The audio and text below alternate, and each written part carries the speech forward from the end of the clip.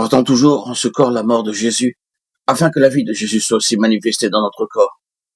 Car nous qui vivons, nous sommes sans cesse livrés à la mort à cause de Jésus, afin que la vie de Jésus soit aussi manifestée dans notre chair mortelle. Ainsi la mort agit en nous et la vie agit en vous. 2 Corinthiens 4, 10 à 12. Il a noté que dans l'original, le mot mort n'est pas inscrit, mais mourant. Portant son corps à l'agonie de la mort du Seigneur Jésus, c'est consentir avec le secours de la grâce de Dieu à un crucifiement qui glorifie le Seigneur devant les siens. Il ne peut y avoir de vie victorieuse pour le chrétien aussi longtemps que la vieille nature n'est pas morte, et que d'autre part, c'est uniquement par la puissance de la mort de Christ que nous pouvons en finir avec elle. Que porte Jésus en son corps sur la croix? Eh bien, ce sont vos péchés. Oui, et vous-même. C'est là que fut faite la grande transaction. Là que le pardon fut acquis. Là que fut acquise la délivrance par la mort de sa vieille nature. Allons plus loin. La mort de Jésus doit agir continuellement en nos vies pour que nous soyons constamment délivrés de la vieille nature soumise au péché et sous la domination de Satan. Vous n'avez pas à lutter à combattre la vieille nature, vous n'avez pas à essayer de l'apprivoiser ou de la conquérir ou de l'ignorer. Mais vous pouvez réclamer la délivrance que le Rédempteur a acquis pour vous par sa mort et par votre identification à cette mort.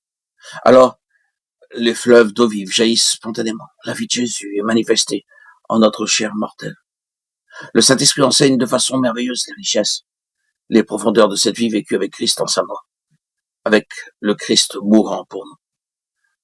Je citerai l'exemple de Jacob Boehme, qui écrivait en 1622 les lignes suivantes. Je n'ai jamais désiré connaître quoi que ce soit du divin mystère, encore moins de découvrir le chemin pour y arriver. Telle est la condition des pauvres laïcs en leur simplicité. J'ai seulement recherché le cœur de Jésus pour pouvoir me réfugier en lui et échapper aux violents assauts du diable. J'ai aussi ardemment supplié le Seigneur pour qu'il daigne m'accorder son Saint-Esprit et sa grâce, qu'il lui plût de me bénir et de me conduire en lui.